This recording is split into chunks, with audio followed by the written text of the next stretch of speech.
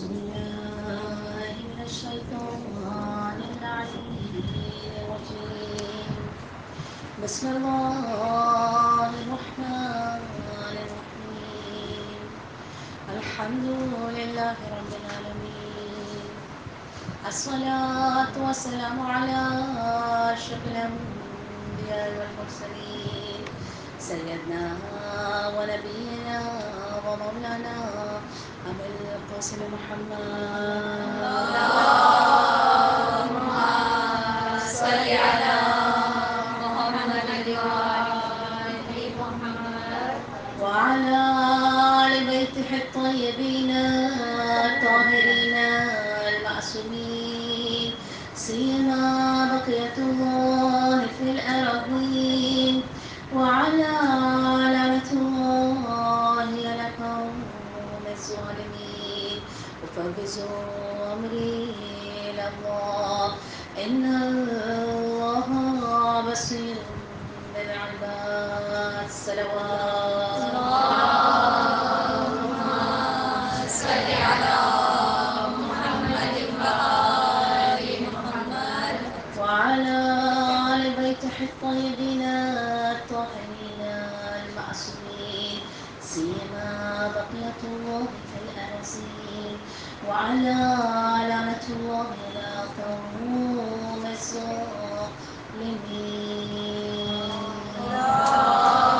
اللهم صل على محمد وآل محمد. أما بعد فقد قال الله تعالى في القرآن المجيد بسم الله الرحمن الرحيم. إنما يريد الله ليذهب عنكم الرجس أهل البيت ويطهركم تطهيرا. اللهم صل على محمد وآل محمد. تمام تعریفیں خدا پاک کو برتر کے لیے جو رحمان ہے جو رحیم ہے اپنی بے بہا نعمتیں عطا کرنے والا ہے. وہ ایسا کریم ہے کہ اگر انسان اس کی نعمتوں کو گنتا رہے اس کی زندگی گزر جائے لیکن اس کی نعمتیں ختم نہ ہوں. تبھی میرے آقا میرے مولا مناجات شاکرین میں ارشاد فرماتے ہیں. دیکھیے مناجات خمسہ عشر میں کبھی موقع ملے خصوصاً ماہ مبارک میں ضرور کو پڑھیے گا. میرے چوتھے ایمان کی مناجات ہیں. اچھا جب کوئی خدا سے مناجات کرنا چاہے وہ ان 14 سے باہر نہیں ہے. خمسہ عشر بلکہ 15 ہے. میرے مولا کبھی خدا سے بات کرتے ہیں شاکروں کی دعاؤں کے لحاظ سے, کبھی توبہ کرنے والوں کی دعاؤں کے لحاظ سے, کبھی پلٹنے والوں کے لحاظ سے, ہر لحاظ سے جو خدا سے انسان گفتگو کر سکتا ہے مناجات خمسہ عشر میں میرے مولا نے اس مناجات کو تحریر کیا ہے. اس میں میرے مولا ارشاد فرماتے ہیں پروردگار تیری نعمتوں کا شکر کیسے ادا کر سکتا ہوں کہ میں خود عاجز ہوں تیری نعمتوں کو گننے سے. مفہوماً بیان کر رہی ہوں بلکہ نہ صرف عاجز ہوں بلکہ لا علم ہوں تیری نعمتوں سے. آپ دیکھیں کتنی نعمتیں ایسی ہیں کہ جس کے بارے میں ہم جانتے ہی نہیں ہیں لیکن استفادہ کر رہے ہیں. اس میں سے ایک مثال انسان کے وجود کی نعمتیں ہیں کہ وجود میں اللہ کی اتنی نعمتیں موجود ہیں کہ ہم جس کا تصور نہیں کر سکتے. اچھا پتہ کب چلتا ہے؟ پتہ اس وقت چلتا ہے جب اس چیز میں کوئی خرابی پیدا ہوتی ہے. پھر پتہ چلتا ہے. آپ دیکھیں اگر کسی کے دانت میں درد ہے نا, کبھی آپ نے کسی کو کہتے ہوئے دیکھا خدایا شکر ہے کہ تم نے دانت عطا کیا؟ نہیں کہتے ہوئے دیکھا ہوگا نا. لیکن جب انہی دانتوں میں درد ہوتا ہے تو انسان کو پتہ چلتا ہے کہ اس کا ٹریٹمنٹ کتنا مہنگا ہے, اس کا درد کتنا شدید ہے. اسی طرح آنتوں میں آپ نے کبھی کسی کو دیکھا اس نے کہا خدایا آنتوں کا شکریہ؟ نہیں دیکھا ہوگا. لیکن جب ان میں درد ہوتا ہے یا خدا نہ خاصہ ڈیمیج ہو جائے تو پھر انسان کو پتہ چلتا ہے کتنی بڑی نعمت تھی. وجود کی کئی نعمتیں ایسی ہیں کہ ہم جانتے ہی نہیں ہیں. میرے مولا سید سجاد میں فرماتے ہیں پروردگار جب میں جانتا ہی نہیں ہوں نا پھر شکریہ کیسے ادا کر سکتا ہوں. ناممکن ہے تیری نعمتوں کا شکریہ ادا کرنا. کیوں؟ ایک تو میں جانتا نہیں ہوں, دوسری تعداد میں اتنی زیادہ ہے جو میری گنتی سے باہر ہے, اور اگر کرنا بھی چاہوں تو تیسری بات کس چیز سے شکریہ ادا کروں؟ دیکھیے کم سے کم ہم شکر کہتے ہیں شکر اللہ، کس نے دی زبان؟ یہ بھی تو تیرا ایک شکر ہے. ہاتھوں سے جھک گیا تو جھکنے کی صلاحیت کس نے دی؟ یہ بھی تو تیری ایک نعمت ہے. کتنے لوگ ہیں، اچھا آپ کسی سے پوچھیے جو کرسی پر بیٹھ کے نماز پڑھتے ہیں، آپ ان سے پوچھیے، وہ ہمیشہ کہیں گے کھڑے ہو کے نماز کا جو پراپر طریقہ ہے نا اس کا مزہ ہی کچھ اور ہے. ٹھیک، کیونکہ یہ خود اللہ کی ایک بہت بڑی نعمت ہے. تو میرے مولا بیان فرماتے پروردگار نعمت کے بعد نا خود شکریہ کہنے کے بعد ایک سجدہ شکر لازم آ جاتا ہے کہ تم نے توفیق دی ہے. پھر دوسرا سجدہ شکر تیرے ہی اعضاء سے تیرے لیے شکریہ ادا ہو رہا ہے، تو اس کا شکریہ ممکن ہی نہیں ہے. اور سب سے بڑا شکریہ خدایا تو نے ہمیں نعمت عظیم، اتمام نعمت، نعمت کبیر سے متصل کر دیا ہے، جس میں ہمارے لیے اسوہ بھی ہے اور راستہ بھی ہے. آپ دیکھیے اسوہ ہے، کون سا کردار ہے جو محمد و آل محمد صلی اللہ علیہ وآلہ وسلم میں موجود.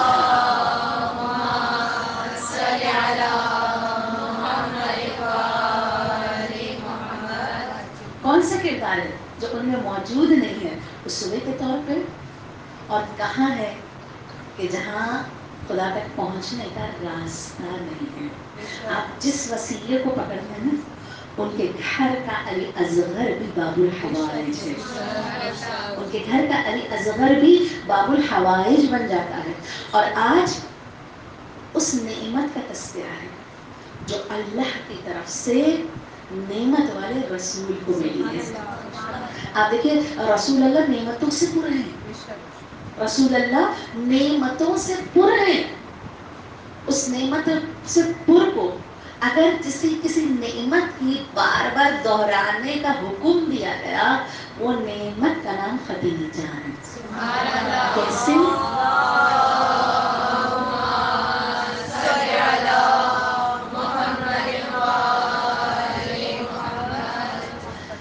سورہ زحا کی آیت نمبر 11 پروردگار عالم رسول اللہ کو ایک حکم دے رہا ہے، وَأَمَّا بِنِعْمَةِ رَبِّكَ فَحَدِّثْ. اے رسول خدا کی نعمتوں کا بار بار تذکرہ کیجیے. ٹھیک، کس سے کہہ رہا ہے؟ کس سے کہہ رہا ہے؟ اپنے نبی سے کہہ رہا ہے میری نعمتوں کا بار بار تذکرہ کیجیے. وَأَمَّا بِنِعْمَةِ رَبِّكَ فَتُحَدِّثْ. بار بار ان کا ذکر. اب ڈھونڈ لیجیے وہ کون ہے جسے رسول خدا بار بار یاد کرتے ہیں؟ وہ کون ہے جس کا یاد کرنا لوگوں کو برا لگتا ہے لیکن اس کے باوجود رسول خدا اسے بار بار یاد کر رہے ہیں؟ دیکھیے ہر موقع پر رسول خدا کا فرمانا خدیجہ کی مثل کون ہو سکتا ہے، خدیجہ جیسا کون ہو سکتا ہے. اب دیکھیے نبی یہ مرسل، یہ زوجہ کی محبت نہیں ہے، یہ حکم پروردگار ہے کہ نعمت کو تو خدیجہ وہ نعمت ہے پروردگار عالم کی کہ جو پروردگار نے رحمت للعالمین کو عطا کی ہے. آپ سوچئے رسول خدا کی جب شادی کا موقع ہے نا، رسول خدا صلی اللہ علیہ وسلم 25 سال بعثت سے 15 سال پہلے جناب ابو طالب نے کہا میں چاہتا ہوں آپ شادی کریں.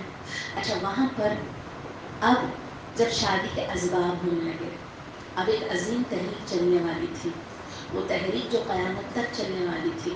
ٹھیک ہے، اس تحریک سے پہلے 15 سال پہلے رسول اللہ کی شادی ہے.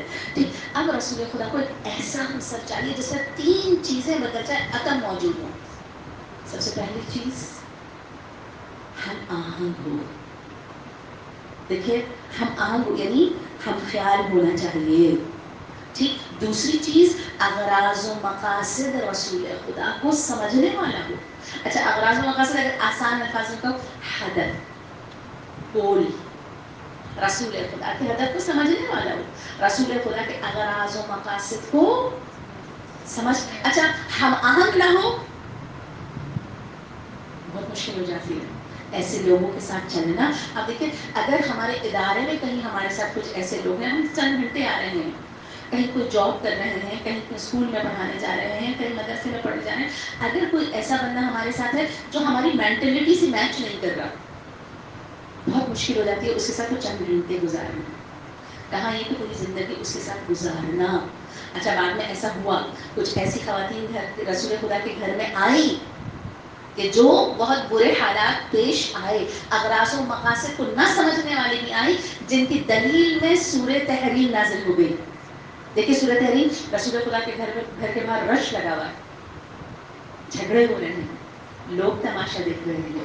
اب آیت کو دھمکی دینی پڑی کہ اگر ایسا کرو گے تو طلاق ہو جائے گی. دیکھیے سورہ تحریم کیوں؟ اغراض و مقاصد رسول خدا کو نہیں سمجھ رہے ہیں. اب یہاں پر رسول خدا کہتے تھے خدیجہ کے مسئلے کو ہو سکتا ہے. خدیجہ دیکھیے باہر لڑنا آسان ہے، باہر والوں سے لڑنا آسان ہے، اگر جنگ کو ڈبل کر لیا جانا تو گھر والوں سے لڑنا ہوتا ہے. کیوں؟ گھر والوں سے لڑنا اور خود انسان کی برداشت اور قوت ڈبل چاہیے، کیونکہ گھر کے مسئلے سالو کرنا بہت ہی مشکل کام ہے. ٹھیک، اب رسول خدا گھر میں پریشان ہے. اب ہر لمحے رسول خدا کہتے ہیں خدیجہ جیسا کون ہو سکتا ہے جس نے مجھے سکون ہی سکون دیا، جس نے مجھے سکون ہی سکون، راحت اور راحت دیا. اچھا اب اس جملے پر بعض رسول خدا کے گھر کے اندر یا رسول خدا، اچھا اب اس مینٹلٹی کو دیکھیے گا اور آج ہماری مینٹلٹی کو دیکھیے گا کتنی میچ کرتی ہے. خدا نہ کرے جملہ بڑا خطرناک ہے. یہ مینٹلٹی جو ابھی جملہ میں کہنے لگی ہوں اور یہ مینٹلٹی جو آج ہمارے میں سے بہت سے لوگوں کی ہے، کیا تھی؟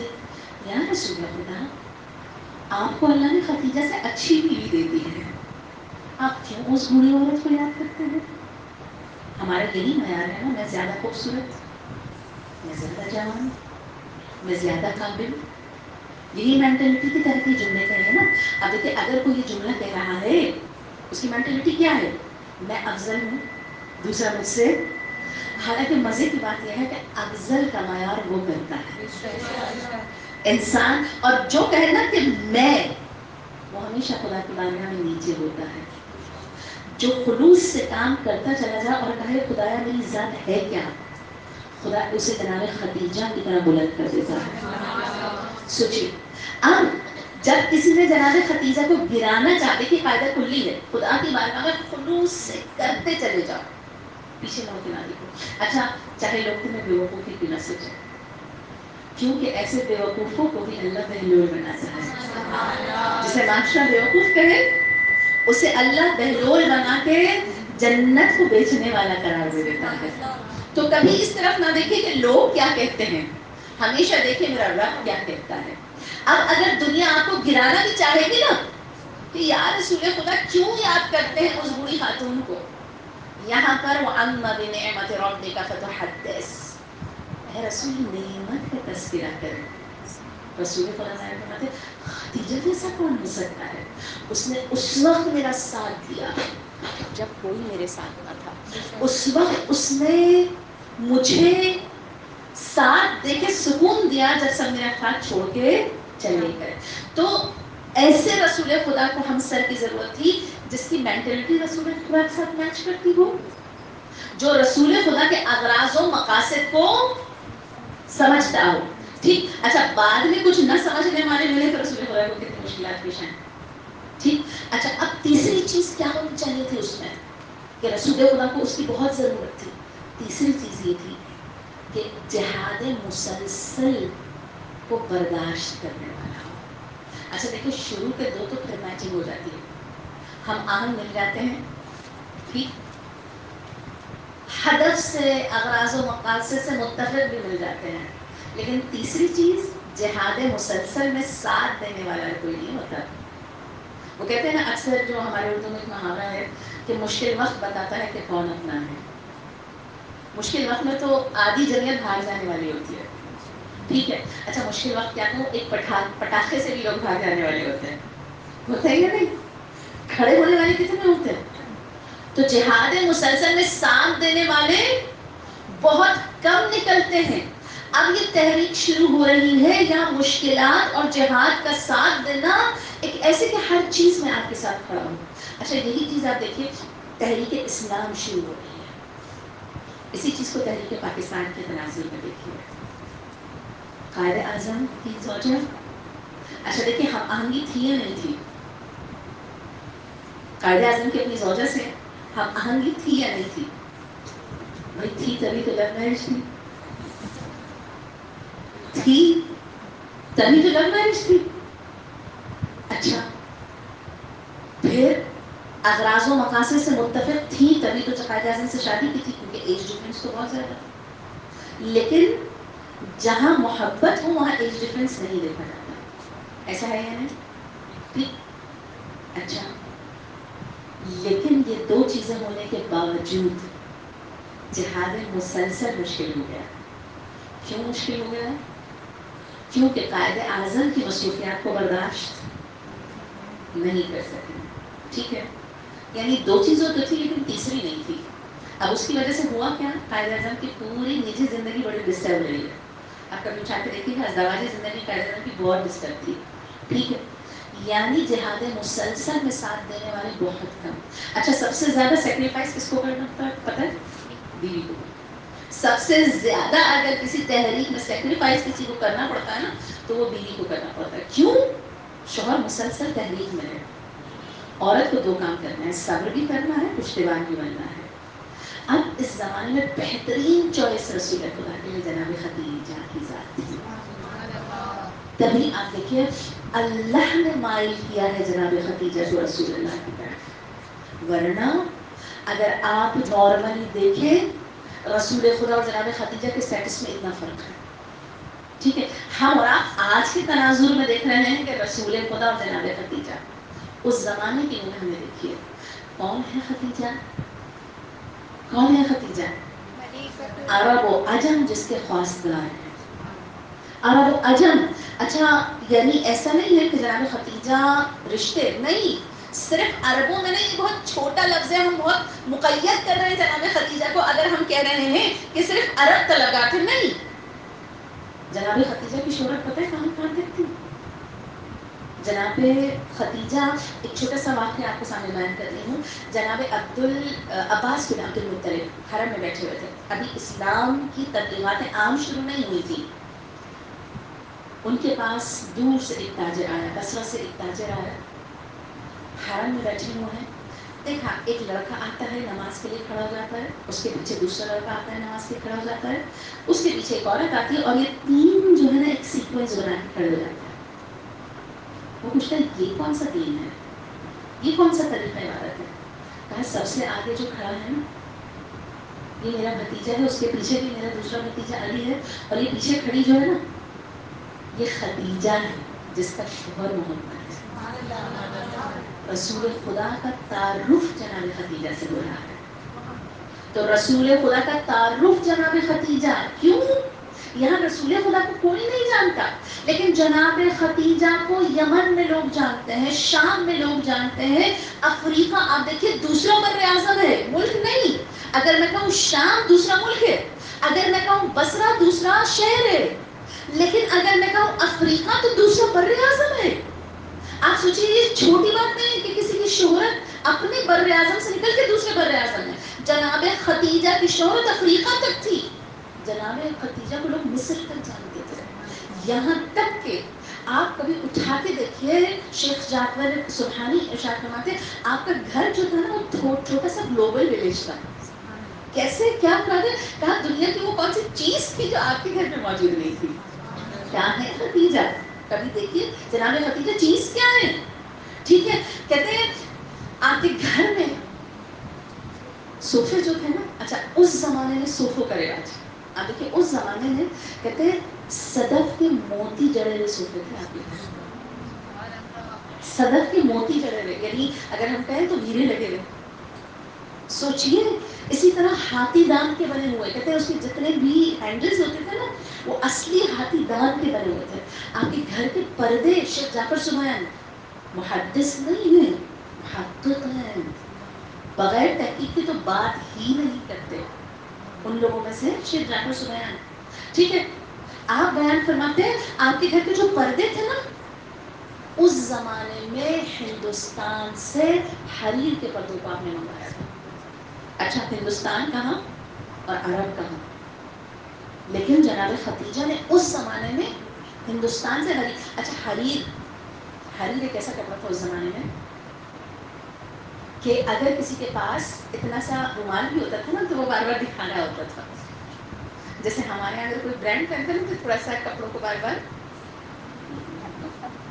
تاکہ لوگوں کو پتہ چل جائے میں نے گل احمد پہنا ہے, میں نے کھاڑی پہنا ہے, ہوتا ہے نا نہیں. اچھا لوگ اگر 2 دفعہ بھی برانڈ سے خرید لیا تو لوگ بار بار برانڈ کرنے لگتے ہیں. ٹھیک ہے, اب سوچئے اتنا سا حریر کا کپڑا بھی کسی کے لیے ہو تو فخر تھا. جناب خدیجہ کے گھر میں اس کے پردے لٹک رہے تھے. جناب خدیجہ کے گھر کا یہ حال تھا. آپ کے قالین ایران سے آتے تھے. سوچئے اس زمانے میں آپ کا جو گھر تھا نا وہ پوری دنیا کی آرائش تھا. تو جناب خدیجہ کیا چیز تھی. عرب و عجم کا وہ سردار نہیں تھا جس نے جناب خدیجہ کی خواستگاری نہیں کی تھی, رشتہ نہیں مانگا تھا. اب سوچئے عرب و عجم کی چاہت. عرب و عجم چھوٹی چیز نہیں ہے جناب خدیجہ. کہتے ہیں جب آپ نے باتوں باتوں میں رسول خدا سے یہ باور کروایا کہ میں آپ سے شادی کرنا چاہتی ہوں, اور رسول خدا نے کیا جناب حمزہ کو بتایا تو مجھے ایسا محسوس ہوا کہ خدیجہ چاہتی ہے کہ ہم رشتہ لے کر جائیں. تو جناب حمزہ نے کہا تمہیں یقین ہے خدیجہ نے یہ بات کہی ہے. یعنی یقین نہیں آ رہا تھا کہ جناب خدیجہ نے ہمارے لیے رشتہ بھیجا ہے. تبھی آپ دیکھیے خطبہ نکاح جو پڑھا گیا, جو جناب ابو طالب نے خطبہ نکاح پڑھا, اس خطبہ نکاح میں باقاعدہ جناب ابو طالب نے مینشن کیا ہے کہ ہم کیوں آئے ہیں. ہم خود نہیں آئے ہیں, ہمیں خدیجہ نے بلایا. ٹھیک, لیکن ان تمام باتوں کے بعد دیکھیے کیا آپ کو لگتا ہے کہ خدیجہ محبت میں یہ سب کچھ کر رہی ہے؟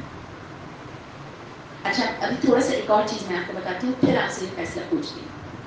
خطبہ نکاح بہت مزیدار ہے, میرا دل چاہتا ہے میں تھوڑا سا خطبہ نکاح کے سامنے جناب خدیجہ, اور دیکھیے ہم حضرت عباس کا سہرا پڑھتے ہیں, ہمارا علی اکبر کا سہرا پڑھتے ہیں, کبھی رسول خدا کا پڑھیے جناب خدیجہ سے. یہ وہ عشق و محبت ہے جیسے اللہ نے نعمتوں سے تعبیر کیا ہے, جیسے اللہ نے مالداری سے تعبیر کیا. وجدک عائلا فاغنی. ٹھیک, یہ جو میں نے ایک جملہ کہا, اتنی چیزوں کے باوجود جناب خدیجہ کا ایک یتیم اور غریب کی طرف مائل ہونا خود نہیں تھا, اللہ کی طرف سے تھا. اللہ نے ان کے دل کو, کیونکہ اس زمانے میں خدیجہ سے افضل تھی ہی نہیں, تبھی بیان فرمایا خدیجہ اپنے زمانے کی عورتوں کی سردار ہے مثل جناب مریم. جیسے مریم سردار تھی نا, اسی طرح خدیجہ سردار ہے اپنے زمانے کی عورتوں کی. کیا کہنا جناب خدیجہ سلام اللہ علیہا کا. تو اللہ نے اس کے قلب کو موڑ دیا رسول خدا کی طرف. اور دلیل ہے سورہ زہر کی آیت, وَوَجَدَكَ عَائِلًا فَأَغْنَىٰ. اے رسول جب ہم نے آپ کو غریب پایا تو غریب نہیں کر دیا. اب سوچئے رسول کی غربت خدیجہ سے ختم ہو جاتی ہے.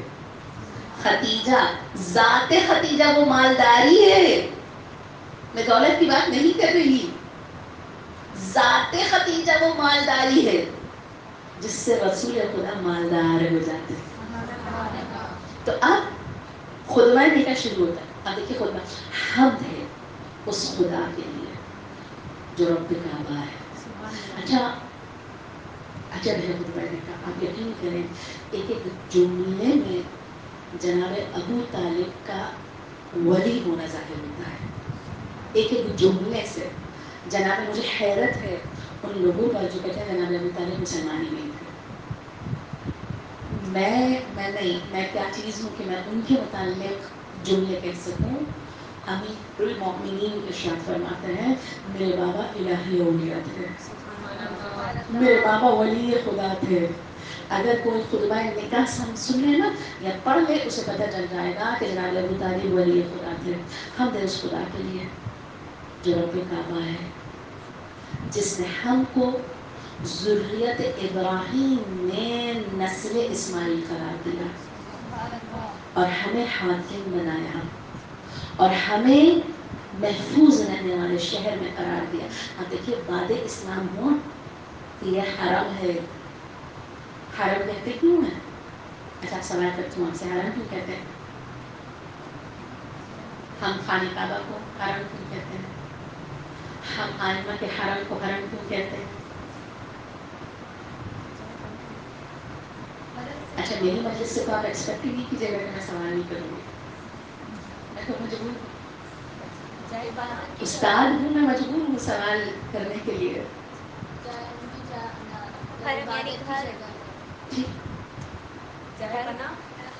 حرم کچھ چیزیں وہاں پر حرام ہو جاتی ہیں, کچھ چیزیں کرنا وہاں حرام ہو جاتی ہیں.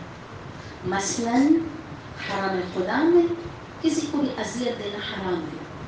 ایون یہاں تک کہ اگر کوئی جانور بھی آ جائے تو وہ بھی شکار کرنا چھوڑ دیتا ہے. اگر آپ شیر کو حرم خانہ کعبہ میں چھوڑ دیں یا حرم عامہ چھوڑ دیں کبھی شکار نہیں کرے گا, کیونکہ وہ حرم ہے, وہاں پر خون و خرابہ حرام ہے, حرام ہے. یہ حرم بعد میں بنا, جناب ابو طالب پہلے سے پیشن گوئی کر رہے ہیں کہ حدود حرم میں واسطہ کرنا حرام ہے. ہمیں خدا نے اس شہر میں قرار دیا جو جائے پناہ ہے. پھر ایک جملہ جو ہماری مینٹلٹی سے تھوڑا سا متضاد ہے. کیا آپ نے بیان فرمایا ہم ہے اس خدا کی جس نے, اچھا مفہوم انشاء فرما دی, جس نے ہمیں ہمارے شہر میں رزق عنایت کر دیا. یعنی اپنے شہر میں رزق مل جانا اللہ کی نعمتوں میں سے ایک نعمت ہے. کبھی نہ سوچنا باہر جانا نعمت ہے, کبھی نہ سوچنا کہ میں باہر سیٹل ہو جاؤں تو وہاں پر زیادہ نعمتیں اور فیوزات و برکات ہیں.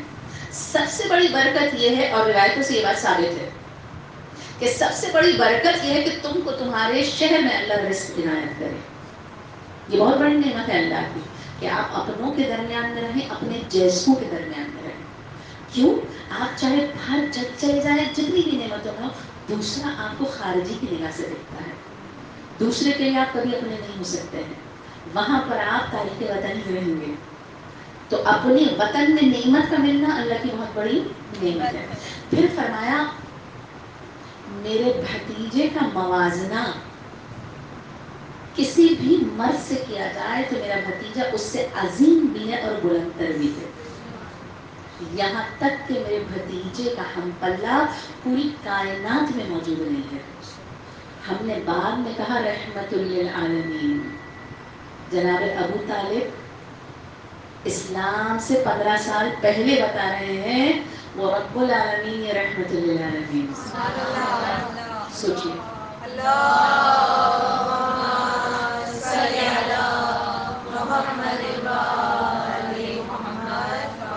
پھر ارشاد فرمایا کہ میرے بھتیجے کا ہم پلہ پوری کائنات میں موجود نہیں ہے. کیا ہوا؟ جو اس کے پاس مال کی کمی ہے. مال کی حیثیت کیا ہے, مال کی وقعت کیا ہے, یہ تو آنی جانی چیز ہے. میں اپنے بھتیجے کا مہر خود ادا کروں گا, چاہے وہ موجہ ہو یا غیر موجہ. اچھا اگر موجہ اور غیر موجہ کو میں بہت ایزی الفاظ میں کہوں, چاہے نقد ہو یا ادھار. دیکھیے مہر دو ہی قسم کا ہوتا ہے نا, ایک ہاتھ کے ہاتھ دے دیا جاتا ہے اور ایک ڈیلے, آپ بعد میں اس کو دے سکتے ہیں. اگر ہم آسان کریں ادھار, ٹھیک ہے. اگرچہ ہمارا معاشرہ اتنا منصف نہیں ہے کہ عورتوں کو وہ ملتا, لیکن یہ ہمارے معاشرے کی ناانصافی ہے, نہ کہ اسلام میں تو اس کا حق ہے. ٹھیک, تو آپ نے بیان فرمایا کہ ہم اس کو مہر دیں گے, میں ادا کروں گا اس کا مہر, چاہے وہ نقد ہو چاہے ادھار ہو, موجہ ہو غیر موجہ ہو. میرے بھتیجے اور کعبے کا کوئی مثل نہیں ہے. وہ کعبہ ہے, میرا بھتیجا نبی مرسل ہے. سوچئے اب یہاں پر ایک عجیب واقعہ ہو گیا, ایک عجیب واقعہ ہو گیا. بہار الانوار میں جا کے دیکھیے گا, یہاں پر جناب خدیجہ کھڑی ہوتی ہیں, کہتی ہیں میں ادا کروں گی مہر, میں ادا کروں گی مہر. ٹھیک ہے. اچھا اس جملے سے پہلے یہ کہ جناب خدیجہ کھڑی ہوئی, جناب خدیجہ نے کہا یہ میرا بھتیجا ہے, یہ خدیجہ سے محبت کرتا ہے, خدیجہ بھی اس کی طرف مائل ہے, اور ہم خدیجہ کی ایما پر یہاں پر خواستگاری کے لیے آئے ہیں. لوگوں کو کیا پتہ لگا, خدیجہ چاہتی تھی کہ یہ شادی ہو, دونوں کے قلوب ایک دوسرے کی طرف مائل تھے. جناب خدیجہ کھڑی ہوئی, میں مہر ادا کروں گی. اب یہاں پر لوگوں کی جو چین گوئیاں شروع ہوئی ہیں، لوگوں نے بات کرنا شروع کیا. اچھا اب میں آپ سے ایک بات پوچھنا چاہتی ہوں، اگر ہم کسی شادی میں ہوں اور ایسا ہو جائے تو ہم کیا کریں گے؟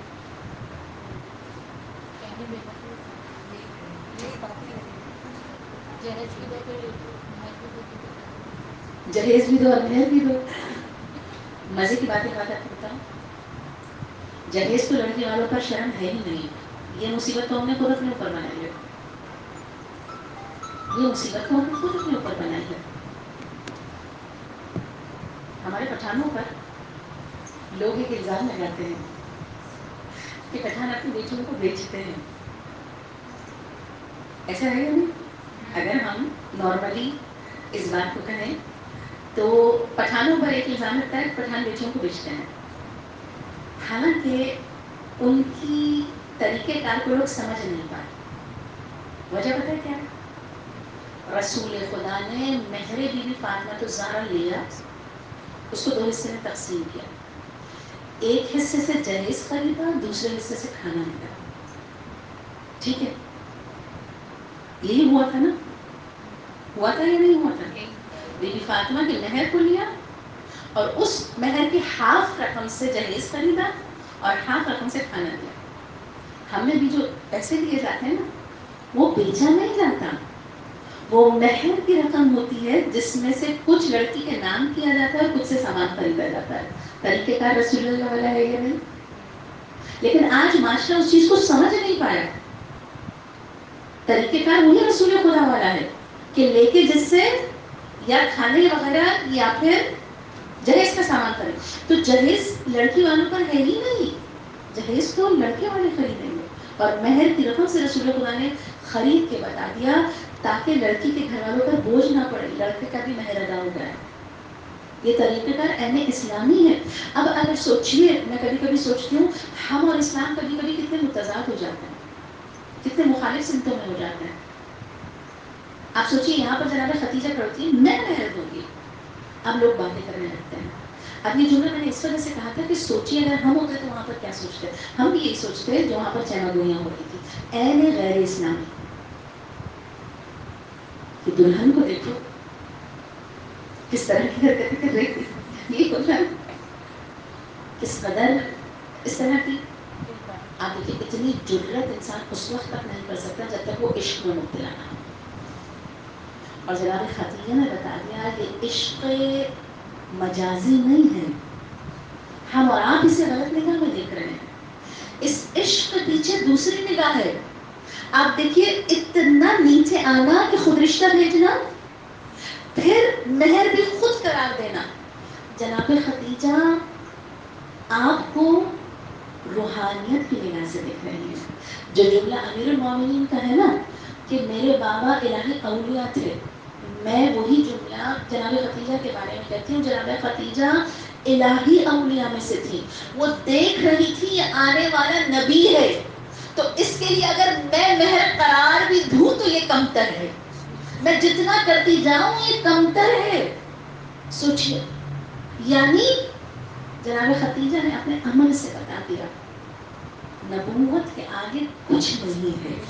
خدا کے آگے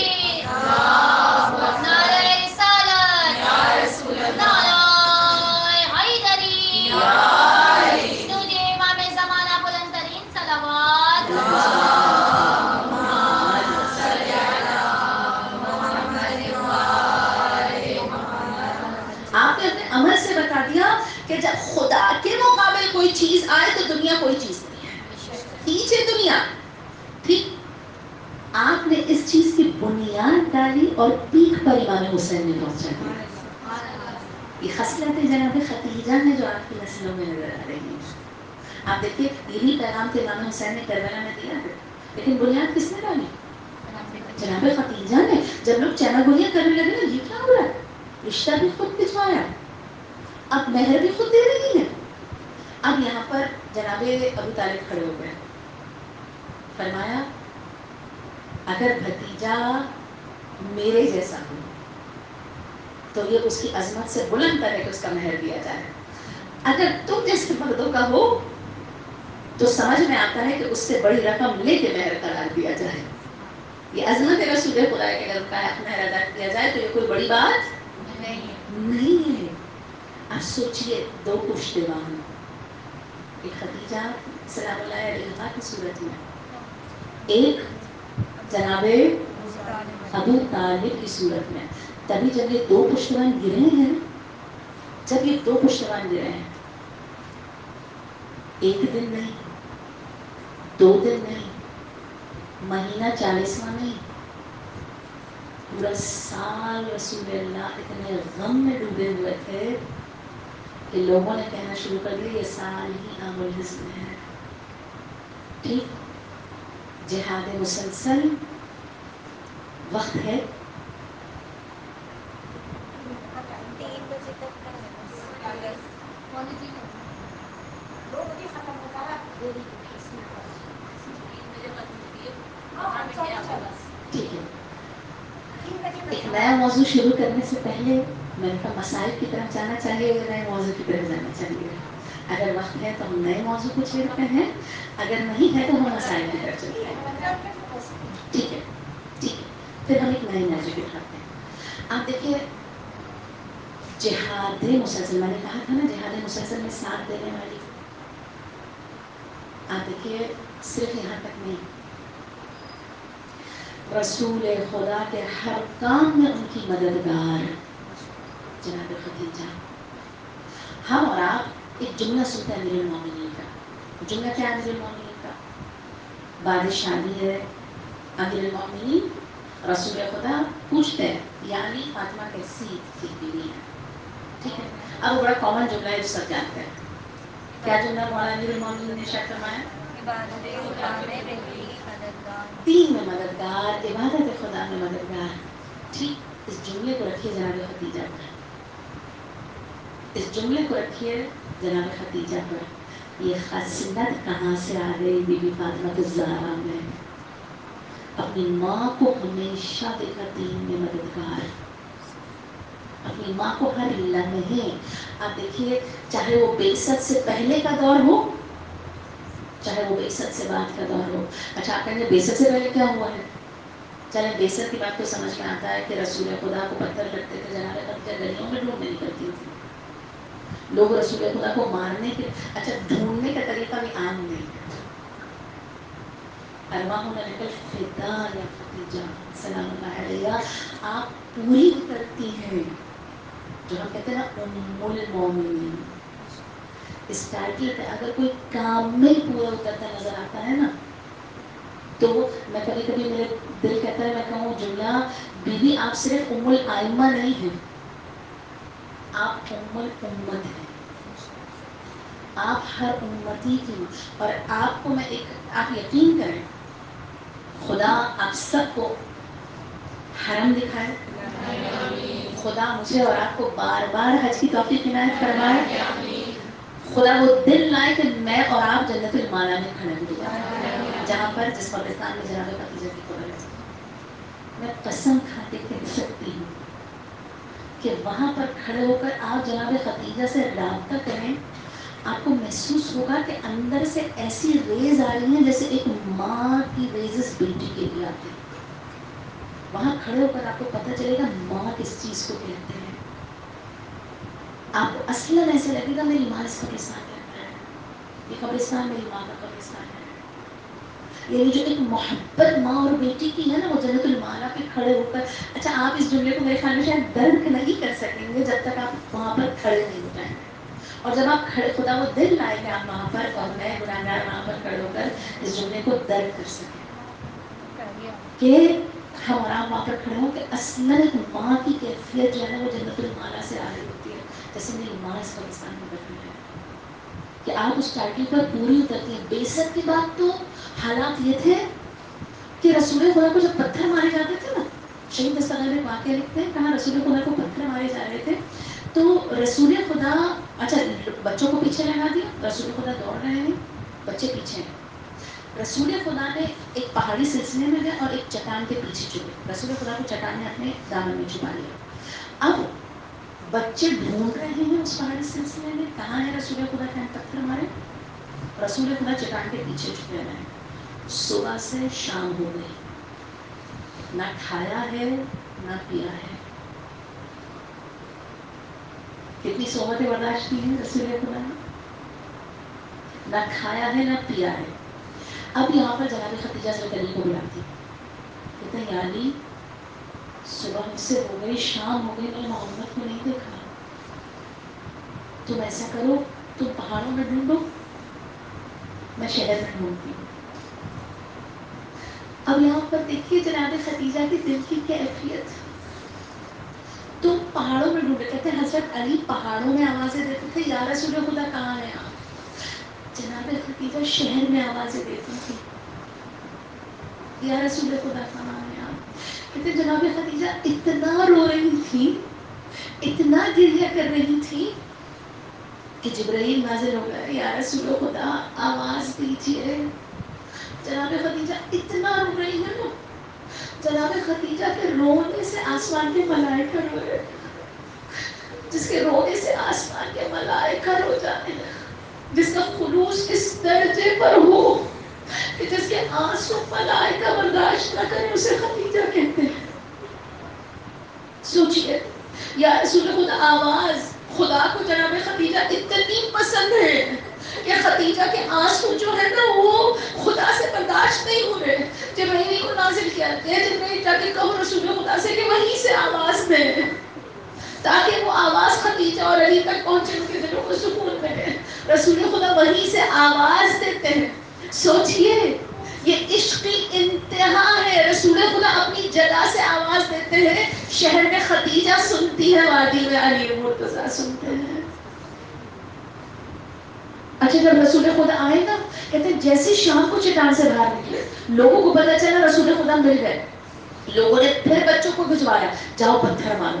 اب رسول خدا اور حضرت علی آگے پیچھے سے پتھر مارے جا رہے ہیں. کہتے ہیں جیسے یہ منظر جناب خدیجہ نے دیکھا نا, جناب خدیجہ فوراً سے ایک دفعہ رسول خدا کو گھر کے اندر لے گئے, دروازوں کو بند کر دیا. جیسی سنگباری رکی ہے, جناب خدیجہ باہر نکلی, کہتے ہیں ایک ٹیلے پر گئی, اور ٹیلے پر جانے کے بعد کہتی ہے اے قریش تمہیں شرم نہیں آتی, کس کے گھر سنگباری کر رہے ہو. یہ وہی دروازہ ہے نا جہاں کچھ عرصے پہلے تمہاری حاجتوں کا دروازہ تھا. یہ تمہارے مکے میں کون سا گھر ایسا ہے جو جس نے خدیجہ کا نمک نہ کھایا ہو, جس نے خدیجہ کے دروازے سے کچھ لے کر نہ گیا ہو. آج اسی دروازے پر تمہیں شرم نہیں آتی. تم پتھر لے کر کہتے ہیں جو پتھر مار رہا تھا نا, اس کا پتھر اس کے ہاتھ میں رک گیا. جناب خدیجہ کے اس خطبے کے بعد, یا جناب خدیجہ آج آپ نے آتے ہوئے پتھروں کو اپنے خود کو سے روکا ہے. کل جناب زید کہاں کہاں ہے جناب خدیجہ کی جھلک, کہاں کہاں جناب خدیجہ کی جھلک موجود ہے. راوی کہتا ہے شیب ابی طالب کا زمانہ آیا, شیب ابی طالب میں 3 سال کا بائیکاٹ کیا گیا. اس خاندان بنو ہاشم کو مکہ چھوڑ کے جانا پڑا. اچھا کہتے ہیں جب جناب خدیجہ جا رہی تھی نا, احترام خدیجہ اتنا تھا کہ مکے والے آگے بڑھے, کہا یہ مدینے سے نکالنے کا حکم ان کے لیے ہے, خدیجہ تمہارے لیے نہیں ہے. جانتے آگے بڑھ کے اس واقعہ کے پیکر نے کیا کہا, اس جہاد مسلسل کرنے والی نے کہا میرا سکون وہاں پر ہے جہاں محمد ہے. کہا میں اس محلوں میں رہ کے کیا کروں گی جہاں میرا محمد رہی ہے. میں اس دشت میں زندگی گزار لوں گی جہاں میرا محمد ہے. کہا سب بے اختیاری میں گئے تھے, جناب خدیجہ اختیار سے محمد رسول خدا میں پیچھے گئی تھی. کہا 3 سال تک ماں خدیجہ پر اسلام پلتا رہا.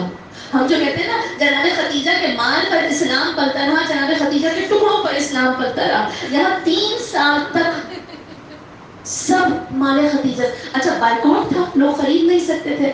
اب جو 3 گنا 5 گنا زیادہ منافع چاہتے تھے وہ آ کے بیچتے تھے. جناب خدیجہ خریدتی تھی. کب تک؟ 3 سال تک.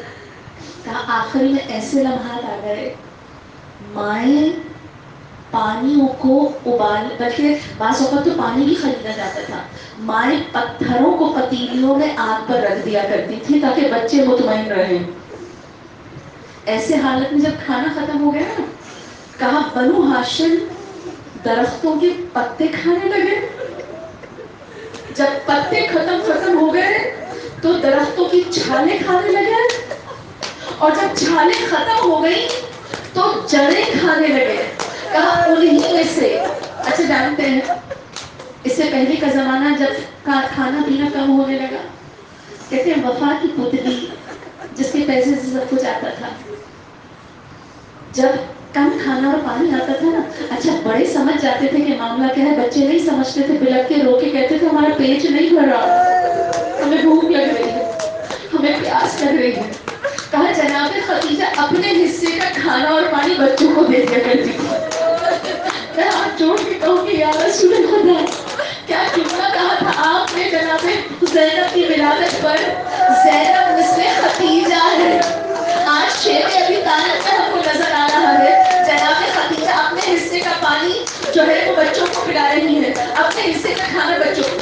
کل زندان میں نظر آئے گا جب کم کھانا اور پانی آئے گا تو جناب زینب اپنے حصے کا کھانا پانی جو بچوں کو دے دے گی تو ہمیں ایسا لگے گا کہ کردار میں جناب خدیجہ تھا۔ کہتے ہیں ایک زہریلی جڑ، جب جڑیں کھانے کا موقع آیا نا تو ایک زہریلی جڑ کھانے سے جناب خدیجہ کی طبیعت خراب ہوئی۔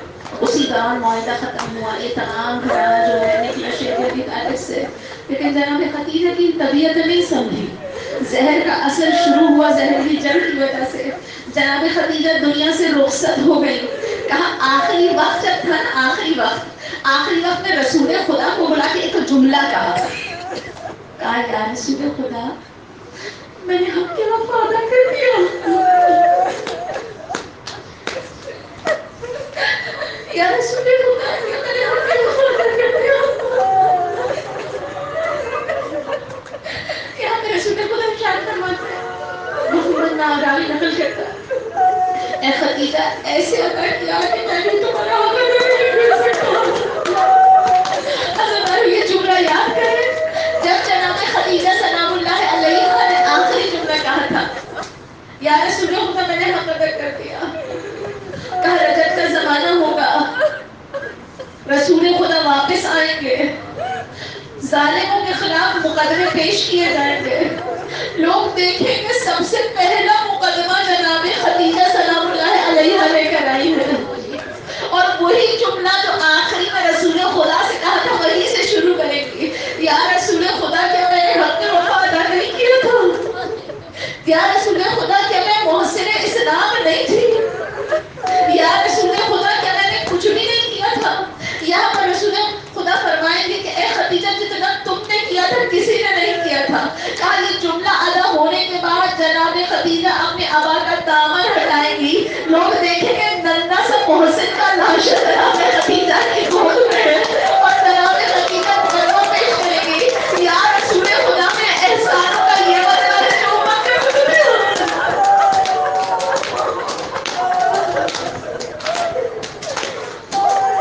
یا رسول خدا کیا میرے احسانوں کا یہ نتیجہ ہے جو امت نے مجھے دیا۔ کسی نے، اچھا یہ روایت چھٹے امام سے ہے، چھٹے امام اس روایت کو بیان کر رہے تھے، کسی نے سوال کیا مولا یہ مقدمہ جناب فاطمہ الزہرا نے کیوں پیش نہیں کیا، جناب محسن کا ننھا سا لاشا جناب فاطمہ الزہرا لے کر کیوں نہیں آئے؟ ایک دفعہ میرا دل کہتا ہے چھٹے امام نے رو کے کہا ہوگا، بڑے امام کے جملے ہیں، امام نے ارشاد فرمایا میری جدہ فاطمہ الزہرا کے ہاتھ خالی ہی کب تھے، کہا میری جدہ کے ہاتھ میں ننھا سا علی اصغر کا لاشا ہوگا، عباس کے بازو ہوں گے۔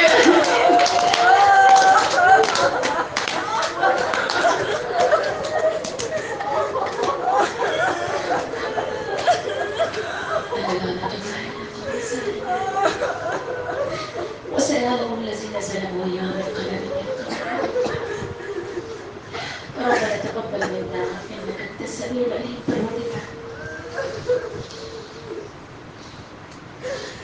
اس قلیل سے دلیل کو منظور فرما، پروردگار ہمیں اس وائے جناب خدیجہ پہ چلنے کی توفیق عنایت فرما، اس بحر محبت اور بحر وفا کا ایک قطرہ ہمارے اندر قرار دیتے ہیں پروردگار، ہمیں جناب خدیجہ جیسا خلوص عنایت فرما، ہم کو کنیزان جناب خدیجہ بنا دے پروردگار، ہمیں ان کے اسوے پہ چلنے کی توفیق عنایت فرما پروردگار، جناب خدیجہ کے صدقے میں ظہور امام تعجیل فرما، ہم سب کو امام کے اصحاب و اعوان میں شمار قرار دے، ہم سب کو اپنی تربیت مثل جناب خدیجہ کرنے کی توفیق عنایت فرما پروردگار، آقا مولا سید و سردار کے ظہور میں تعجیل فرما، ہم کو امام کی کنیزوں میں محشور فرما ربنا تقبل منا انك انت السميع